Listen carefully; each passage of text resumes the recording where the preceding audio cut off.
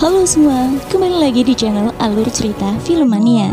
Film garapan sutradara Derek Kwok berjudul Wukong yang dirilis pada tahun 2017 ini mengisahkan tentang kembalinya Kerasakti ke Kerajaan Langit untuk menghancurkan mesin raksasa pengatur takdir kehidupan manusia yang dikendalikan oleh Dewi Huaji.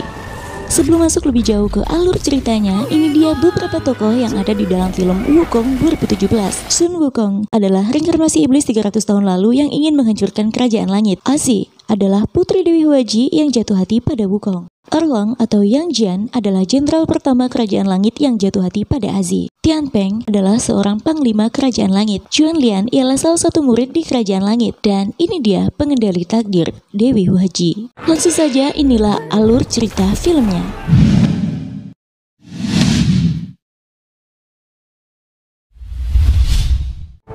Awal film menampilkan kerusuhan di kerajaan langit karena ulah Wukong memakan buah persik yang akan disajikan bagi para dewa. Kerusuhan makin tak terkendali hingga Dewi Huaji memerintah Tian Peng mengatasinya. Pertarungan antara Wukong dan Tian Peng makin panas, sampai pada akhirnya Azi muncul menghentikan tongkat sakti Wukong yang hendak menghancurkan seluruh isi ruangan dengan bantuan Erlang. Kini pertarungan berganti antara Wukong dan Erlang. Erlang menggunakan tangan berototnya menghantam tongkat sakti hingga Wukong terlempar. Hal itu menyebabkan keduanya dihukum. Dalam penjara, Wukong menyinggung Erlang tentang asal-usulnya yang membuat Erlang hendak memukul Wukong. Namun, tiba-tiba Baginda Ratu Dewi Huaji datang bersama Tian Peng, membebaskan Erlang dan memakaikan mahkota pengendali di kepala Wukong. Mulanya Wukong bangga mengira itu hadiah untuknya, namun saat Dewi Huaji merapalkan sebuah mantra, mahkota tersebut mencengkram kepala Wukong kuat-kuat. Melihat hal itu, Azi meminta ibunya menyerahkan tugas untuk mendisiplinkan Wukong kepadanya. Dan sejak saat itu, Wukong berada di bawah pengawasan Azi. Namun, suatu hari, Wukong mencuri surat izin masuk ruang pengendali takdir dari Juan Lian. Saat berhasil melewati jembatan ajaib dan membuka pintu ruang kendali takdir, Erlang muncul menghadangnya. Terjadilah pertarungan sengit antar keduanya. Tian Peng datang membantu Erlang. Mereka bertiga pun bertarung hebat. Azi yang saat itu mencari Wukong malah bertemu Juan Lian. Kemudian, Chao Qi anjing Azi menunjukkan jejak kepergian Wukong. Azi diikuti Juan Lian tiba di jembatan ajaib. Dan kala itu pertarungan antara Wukong, Erlang, dan Tian Peng menciptakan kekuatan angin yang maha dahsyat. Seketika dengan tongkat saktinya, Wukong menghancurkan jembatan ajaib. Jembatan itu runtuh dan membawa serta mereka terjun bebas. Konon, siapapun yang jatuh dari jembatan ajaib tersebut akan kehilangan kesaktian. Peristiwa tersebut membantu mereka jatuh di sebuah tempat di Gunung Huaguo. Pertengkaran antara Wukong, Erlang, dan Tian Peng masih berlanjut. Mereka berkelahi namun mengalami kesakitan. Barulah mereka menyadari bahwa kekuatan mereka telah hilang. Satu-satunya yang berfungsi adalah senjata potasium nitrat milik Juan Lian. Di saat yang sama, penduduk desa datang mengepung mereka, menduga mereka siluman.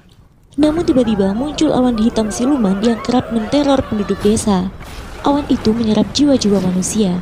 Seketika para penduduk masuk berlindung di tempat mereka berlima jatuh dari langit. Saat itu seorang ibu kehilangan anaknya, dan ternyata bocah kecil itu masih berada di luar.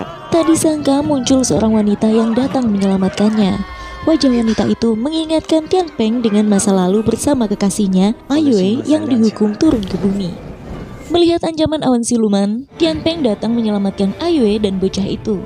Aiyue dan bocah tersebut pun terselamatkan, namun awan siluman berhasil menarik Tian Peng. Beruntung Wukong dengan sigap meraih tangan Tian Peng dan menariknya. Begitu juga yang dilakukan dengan Erlang. Juan Lian berteriak pada Azi untuk menembak awan siluman dengan senjatanya yang ada di Azi. Bergegas, Azi menembak awan siluman tersebut dan Tian Peng berhasil diselamatkan. Esoknya, mereka dan penduduk desa merencanakan untuk menangkap awan siluman. Wukong dan Erlang membuat senjata tembak untuk melumpuhkan awan siluman dengan potasium nitrat buatan Juan Lian. Tian Peng membuat kurungan untuk menangkap awan siluman yang sudah dilumpuhkan. Dan Azi membuat bendera dengan tulisan-tulisan suci. Untuk menjebak awan siluman, mereka sepakat membuat matahari terbenam di Gunung Huaguo dengan kain. Dibantu oleh penduduk desa, mereka pun mulai beraksi. Malam itu Azi membuat rajutan gambar monyet di Shell Wukong. Persiapan untuk menangkap awan siluman sudah lengkap. Seperti yang diduga, awan siluman kembali datang. Tapi mereka sudah siap menyerang. Semua pasukan di posisi masing-masing. Angin kencang membuat peralatan mereka jatuh bergelimpangan.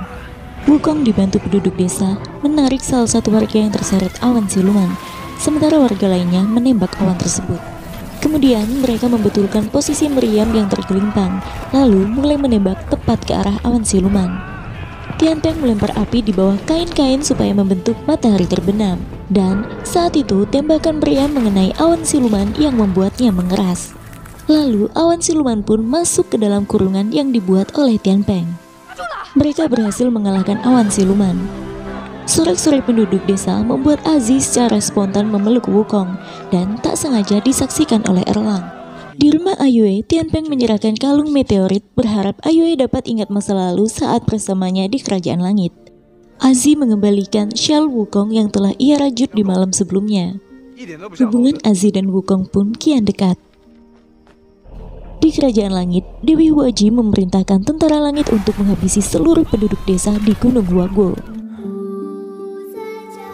Saat kembali, Wukong dan Aziz terkejut melihat seluruh penduduk desa tewas termasuk Juan Lian.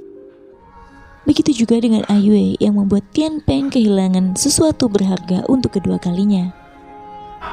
Melihat hal itu, Wukong marah berlari ke arah Dewi Huaji yang saat itu juga datang. Namun, Dewi Huaji berhasil melukai Wukong, membuat Aziz histeris. Kemudian scene beralih di Kerajaan Langit di mana mereka sudah kembali ke sana. Erlang memberitahu Aziz bahwa Wukong dipenjara di api suci. Ia menahan seluruh rasa sakit tapi belum mau mati karena menunggu Aziz. Kemudian Aziz mendatangi Wukong dengan mengatakan hal yang bertentangan dengan hatinya. Akhirnya Wukong pun mati, meninggalkan Shell dan mahkota. Dan sejak saat itu Aziz berjanji akan melanjutkan misi Wukong. Wukong terlahir kembali di tempat yang sama, Gunung Huaguo, dengan segala ketidakberdayaan. Namun gurunya membakar semangat Wukong lagi dan mengingatkan tujuannya. Dari emosi itulah, akhirnya kekuatan Wukong kembali, lebih kuat dari sebelumnya. Wukong kembali ke Kerajaan Langit untuk membalas dendam dan menyelesaikan misinya untuk menghancurkan mesin pengendali takdir. Wukong pun berangkat menggunakan awan siluman. Tibalah Wukong di Kerajaan Langit. Di sana ia bertarung melawan para penjaga, dan tak disangka Tianpeng pun datang bergabung dengannya. Di lain tempat, Aziz menentang ibunya yang akan mengubah Erlang menjadi dirinya.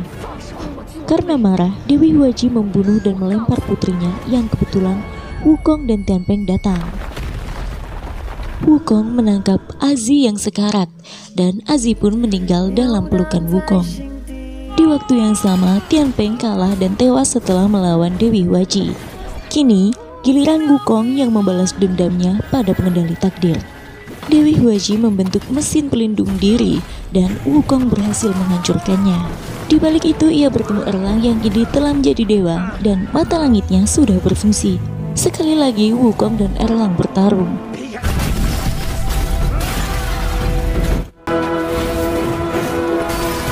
Namun, tak sengaja saat Erlang akan memukul dada Wukong, bayangan Aziz menghalanginya.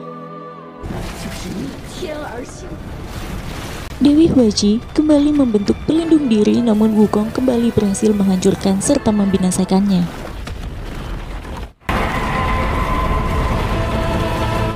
Sejak saat itu, Ratu dan Iblis memberontak di langit dikutuk menjadi siluman.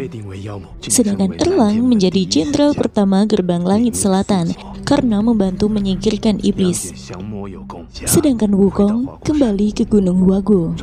Dan film pun selesai.